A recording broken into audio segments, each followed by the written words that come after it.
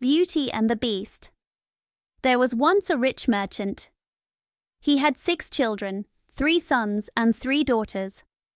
He was a smart man and spent a lot of money on their education, hiring many teachers. His daughters were very beautiful, especially the youngest one. When she was little, everyone admired her and called her the Little Beauty.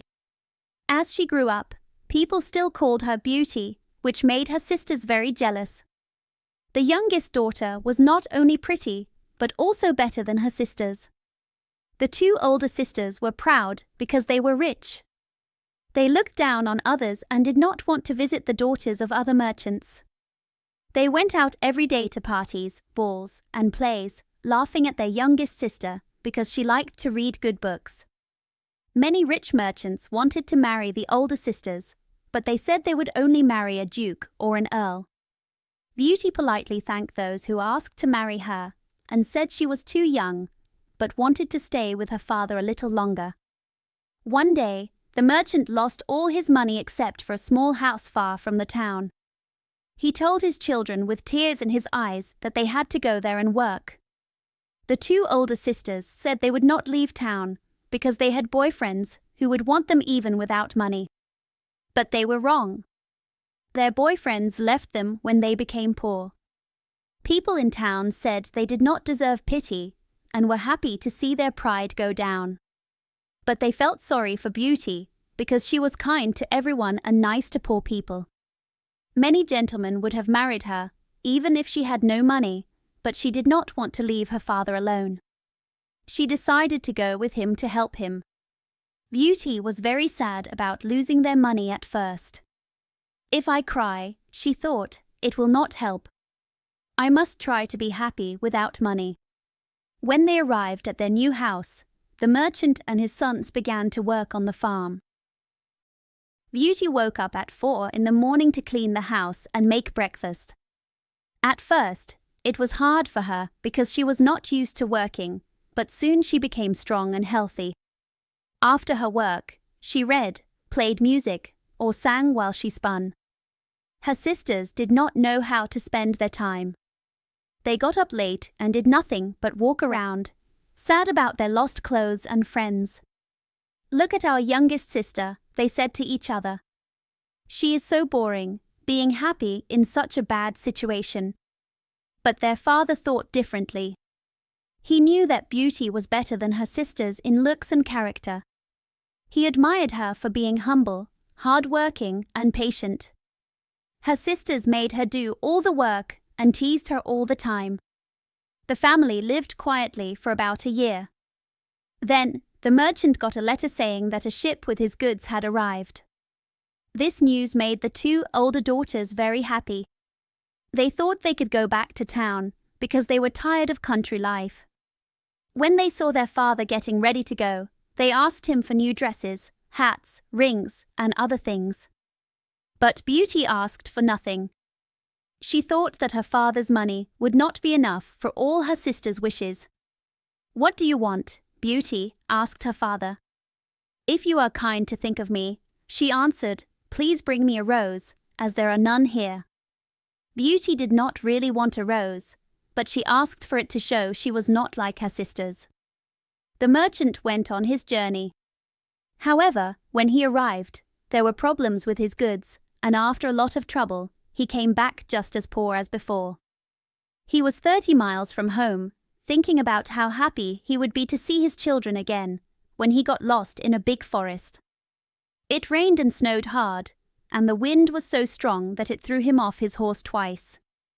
As night fell, he became worried about getting cold and hungry or being eaten by wolves. Then, he saw a light shining through the trees. He went closer and found a palace lit up everywhere. The merchant thanked God for this happy find and hurried to the palace. But he was surprised to see no one outside. His horse followed him and went into a big open stable. The horse found hay and oats and began to eat happily. The merchant tied up the horse and walked to the house. He saw no one, but when he entered a big hall, he found a warm fire and a table full of food for one person. Wet and cold, he moved closer to the fire. "I hope the owner of this house will forgive me for being here," he said. "I think someone will come soon." He waited a long time until 11 o'clock, but no one came. Finally, he was so hungry that he could not wait any longer. He took a chicken and ate it very quickly. After that, he drank some wine. Feeling braver, he left the hall and walked through many beautiful rooms until he found a nice bed. He was very tired and decided to shut the door and sleep. The next morning, he woke up at 10. As he got up, he was surprised to see a nice set of clothes that were not wet. "This palace must belong to a kind fairy who has helped me," he thought. He looked out the window and saw beautiful gardens full of colorful flowers. Then he returned to the hall where he ate the night before and found some chocolate ready on a small table. "Thank you, kind fairy," he said out loud. "I appreciate your help with breakfast." The merchant drank his chocolate and went to find his horse. As he walked through a rose garden, he remembered Beauty's wish and picked a rose. Suddenly, he heard a loud noise and saw a frightening beast coming toward him. He was scared and almost fainted. "You are ungrateful," the beast said in a fierce voice. "I saved your life by letting you in my castle, and you steal my roses, which are very precious to me. Because of this, you will die. You have 15 minutes to prepare." The merchant knelt and raised his hands. "Please forgive me," he said. "I only took a rose for my daughter, who wanted one." "My name is not my lord," said the beast, "but beast. I don't like flattering words. I want people to speak honestly. If you say you have daughters, I will forgive you if one comes to me willingly. If not, you must come back in 3 months." The merchant did not want to give up his daughters to the beast, but he thought if he promised to return, he could see them one more time. He swore he would come back, and the beast said he could leave when he was ready. "But," added the beast, "you will not leave without something. Go back to the room where you slept and fill the big empty chest with what you like best. I will send it home." Then the beast left. "Well," thought the merchant, "if I must die, at least I can leave something for my poor children." He went back to the bedroom and found many gold coins. He filled the big chest that the beast had mentioned, locked it, and took his horse from the stable. He left the palace feeling very sad, just like he had felt happy when he arrived. The horse chose one of the forest paths, and in a few hours, the merchant was home. His children gathered around him, but instead of being happy, he looked at them and held up the rose branch. He began to cry. "Here, Beauty," he said, "take these roses, but you don't know how much they cost your poor father." Then he told them about his bad adventure. Immediately, the 2 older sisters cried loudly and blamed Beauty, who did not cry at all. "Look at that proud girl," they said. "She wouldn't ask for nice clothes like we did. Now she will cause our father's death, and she doesn't even cry." "Why should I cry?" Beauty answered. "It would not help. My father won't suffer, because I will go to the monster myself, and I am happy that my sacrifice can save him." "No, sister," her 3 brothers said, "we will go find the monster and either kill him or die trying." "Do not think that," said the merchant. "The beast is very powerful, and I doubt you can defeat him. I appreciate Beauty's brave offer, but I cannot allow it. I am old, and I do not have much time left. I only regret the years I will lose for you, my dear children." "Father," said Beauty, "you cannot go to the palace without me. I will follow you." No matter what they said, Beauty insisted on going to the palace, and her sisters were happy because they were jealous of her kindness and good nature. The merchant was so sad about losing his daughter that he forgot about the chest of gold. But at night, when he went to bed and closed his door, he was surprised to find the chest beside him. He decided not to tell his children that he was now rich because they would want to go back to town, and he wanted to stay in the country. He trusted Beauty with the secret. She told him that 2 gentlemen had visited while he was gone and asked to marry her sisters. She asked her father to agree to their marriages and give them money because she was so good-hearted and forgave them for how they treated her. The 2 wicked sisters pretended to cry when they said goodbye to Beauty, but her brothers were really sad. Beauty was the only one who did not cry because she did not want to make them worry more. The horse took the quickest road to the palace, and by evening, they saw it lit up like before. The horse went into the stable, and the merchant and his daughter entered the grand hall. There was a beautifully set table with food for 2. The merchant had no desire to eat, but Beauty tried to stay cheerful, sat down and served him. She thought to herself, "The beast must want to fatten me before he eats me, since he prepared such a wonderful meal." After they finished eating, they heard a noise, and the merchant, in tears, said goodbye to Beauty, thinking the beast was coming. Beauty was very scared by his frightening appearance, but she tried to be brave. The beast asked if she came willingly. "Yes," she said, trembling. "You are good, and I thank you. You may leave in the morning, but do not ever come back."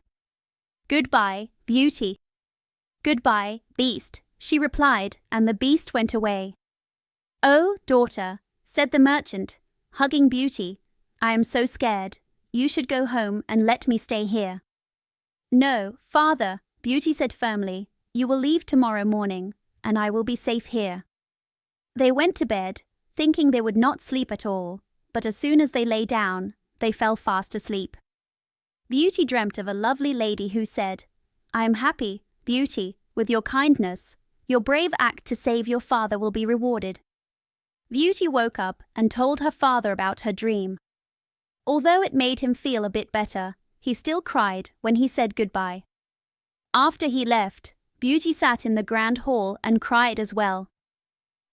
But since she was strong, she prayed to God and promised not to be sad for the little time she had left, believing the beast would eat her that night.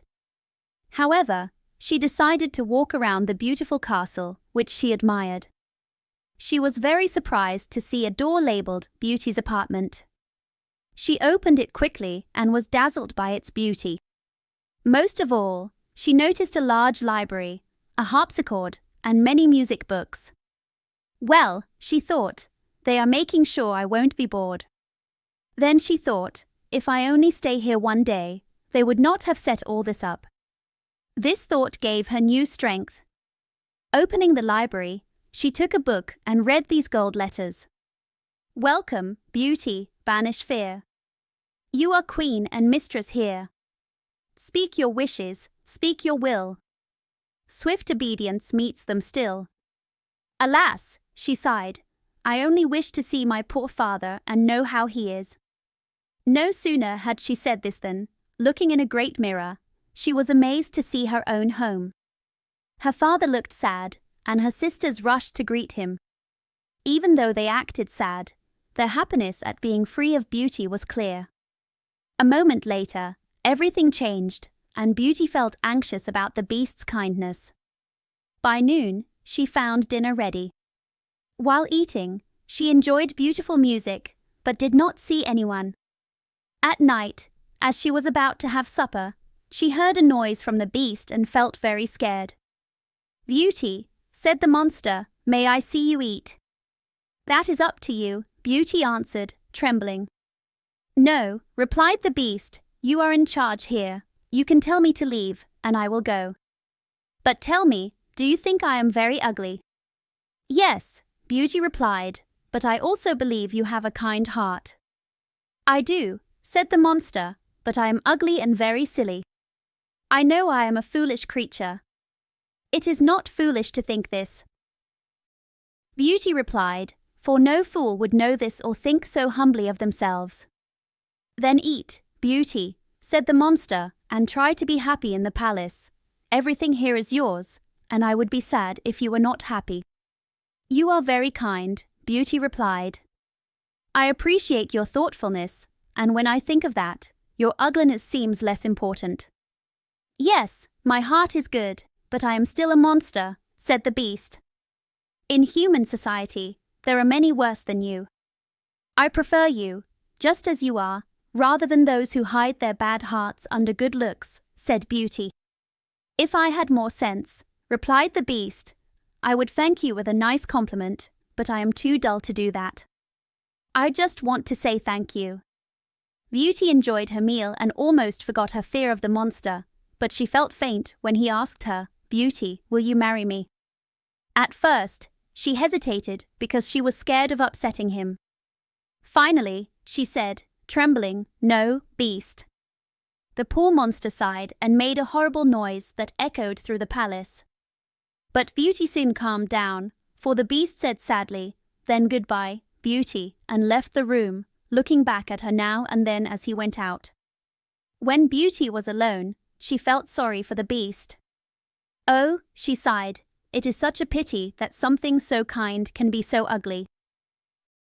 Beauty spent 3 happy months in the palace. Every evening, the beast visited her and talked to her during supper. He spoke very rationally and sensibly, but he did not make jokes.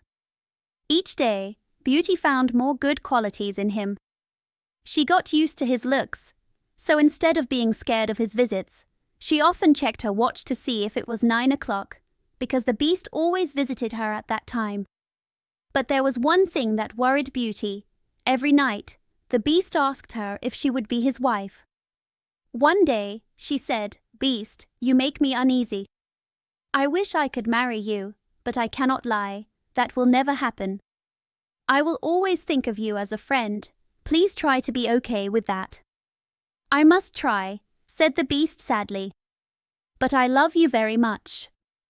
I should be happy that you are here, please promise me you will never leave. Beauty felt shy at his words. She remembered seeing in her mirror that her father was very sad without her, and she missed him so much. I can promise never to leave you completely, but I really want to see my father, she replied. I will be so sad if you do not let me see him. I would rather die than make you unhappy, said the beast. I will send you to your father, and I will be so sad without you. No, Beauty said, crying. I love you too much to let you be sad. I promise to return in a week. You showed me my sisters are married and my brothers are gone to the army. Just let me stay with my father, as he is alone. You will be there tomorrow morning, said the beast. But remember your promise. Just put your ring on the table before you sleep when you want to come back. Goodbye, Beauty. The beast sighed and wished her good night, and Beauty went to bed feeling sad to see him so upset. The next morning, she woke up at her father's house. She rang a little bell by her bedside, and a maid came quickly. When the maid saw her, she screamed loudly. The merchant rushed upstairs and was overwhelmed with joy to see his daughter again. He held her tightly for over 15 minutes. Once the excitement was over, Beauty thought about getting up and worried she had no clothes. But the maid said she found a big trunk in the next room full of gowns decorated with gold and diamonds. Beauty thanked the kind beast for his thoughtful care, and she chose one of the simplest dresses for herself, planning to gift the others to her sisters. Just as she said this, the trunk disappeared. Her father told her that the beast wanted her to keep the gowns for herself. Immediately, both the gowns and trunk returned. Beauty got dressed and they sent for her sisters, who hurried over with their husbands. Both sisters were unhappy. The eldest had married a very handsome gentleman, but he was so vain that he ignored his wife. The second sister had married a witty man, but he used his wit to annoy everyone, especially his wife. When Beauty's sisters saw her dressed like a princess and more beautiful than ever, they were filled with envy. Even her kind and loving behavior could not hide their jealousy, which was ready to explode when she told them how happy she was. They went to the garden to cry together, saying, "What makes her better than us? Why is she so much happier?" The eldest sister said, "I just had an idea. Let's try to keep her here for more than a week. Maybe the silly monster will be so angry that he will eat her." "Good idea, sister," said the other. "We must treat her very kindly." After deciding this, they returned and acted very lovingly towards Beauty, which made her very happy. When the week was over, they cried and pulled their hair, pretending to be so sad about losing her that she promised to stay another week. Meanwhile, Beauty couldn't stop thinking about how worried the Beast must be, whom she truly loved and really wanted to see again. On the 10th night at her father's house, she dreamed she was in the palace garden and saw the Beast lying on the grass, looking as if he were about to die and reproaching her for being ungrateful. Beauty woke up in tears. "Am I so wicked," she said, "to be unkind to the Beast, who has worked so hard to make me happy? Is it his fault that he is ugly and not very clever? He is kind and good, and that is enough. Why did I refuse to marry him? I would be happier with him than my sisters are with their husbands. It is not wit or looks that make a woman happy, but goodness, kindness, and patience. And the Beast has all these good qualities. It is true that I do not feel love for him, but I have deep gratitude, respect, and friendship, and I will not make him miserable. If I act ungratefully, I will never forgive myself." After thinking this, Beauty got up, put her ring on the table, and lay down again. As soon as she lay down, she fell asleep. When she woke the next morning, she was thrilled to find herself back in the Beast's palace. She put on one of her finest dresses to please him and waited impatiently for evening. Finally, the long-awaited hour arrived. The clock struck 9, but no Beast appeared. Beauty began to fear that she had caused his death. She ran around the palace crying and wringing her hands in despair. After searching everywhere, she remembered her dream and rushed to the garden canal, where she had seen him in her dream. There, she found the poor Beast lying unconscious, and as she feared, he looked dead. Without hesitation, she threw herself on him and found that his heart was still beating. She quickly got some water from the canal and poured it on his head. The Beast opened his eyes and said, "You forgot your promise, and I was so sad about losing you that I decided to starve myself. But now that I see you again, I am happy." "No, dear Beast," Beauty said, "you must not die. Live to be my husband. From this moment, I give you my hand and promise to belong to you only. I thought I only had friendship for you, but the sorrow I feel now shows me that I cannot live without you." As soon as she said these words, the palace sparkled with light, and fireworks and music filled the air, signaling something wonderful was happening. But nothing could capture her attention. She turned again to her dear Beast, filled with fear. To her great surprise, the Beast had vanished, and at her feet stood one of the most handsome princes she had ever seen. He thanked her for freeing him from the curse that had made him look like a beast for so long. Even though this prince deserved all her attention, she couldn't help but ask, "Where is the Beast?" "You see him at your feet," said the prince. "A wicked fairy cursed me to remain in that form until a beautiful virgin agreed to marry me. The fairy also made me hide my intelligence. You are the only one in the world who was kind enough to love me for my good nature. I cannot fully repay you, but I offer you my crown." Beauty was pleasantly surprised and took the charming prince's hand to help him up. They walked together into the castle, and Beauty was thrilled to see her father and his whole family there, thanks to the beautiful lady from her dream who had brought them there. "Beauty," said the lady, "come and receive the reward for your wise choice. You chose virtue over wit and beauty, and you deserve to find someone who has all these qualities. You are going to be a great queen, and I hope the throne does not change you or make you forget who you are. As for you, ladies," said the fairy to Beauty's 2 sisters, "I know your hearts and all the malice they contain. You will become 2 statues, but you will still think like your old selves. You will stand at your sister's palace gate, and your punishment will be to see her happiness. You cannot return to your old selves until you admit your faults, but I am afraid you may always remain statues. Sometimes pride, anger, jealousy, and laziness can be defeated, but changing a bitter and envious heart is a true miracle. The fairy waved her wand, and in an instant, everyone in the hall was transported to the prince's palace. His subjects welcomed him with joy. He married Beauty, and they lived happily for many years. Their happiness was complete because it was based on virtue. The end.